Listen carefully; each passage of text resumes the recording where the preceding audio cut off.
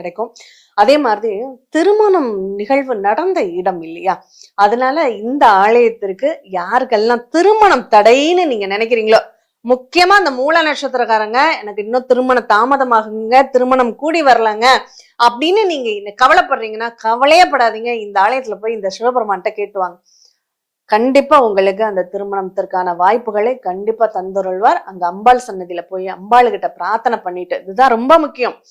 ஆச்சாள்புரம் அந்த அம்பாளுகிட்ட போய் நீங்க பிரார்த்தனை பண்ணிட்டு, திருஞான சம்பந்தர் கல்யாணத்திலேயே விபூதி எடுத்து கொடுத்தீங்களே, என்னுடைய திருமண நிகழ்வுக்கு அருள் தாங்கன்னு சொல்லி வேண்டிக்கிட்டு அந்த விபூதி பிரசாதத்தை எடுத்துட்டு வந்து தினமும் அந்த அம்பாளை வேண்டி நெத்தியில இட்டுட்டு நீங்க படுங்க. கண்டிப்பாக உங்க வாழ்க்கையில வெற்றி வாய்ப்புகள், தடைப்பட்ட திருமணம் மட்டும் இல்லைங்க, இந்த மூல நட்சத்திரம்காரங்க எந்த ஒரு நிகழ்வு, எந்த காரியங்கள் உங்களுக்கு தடையாகுதுனாலும் இந்த ஆலயத்துக்கு போயிட்டு வாங்க.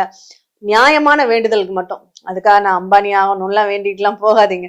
உங்களுடைய நியாயமான கோரிக்கைகளுக்கு நீங்க அந்த ஆலயத்துல போய் வேண்டுங்க. கண்டிப்பா அந்த நன்மைகள் கண்டிப்பாக நடந்தேறும்.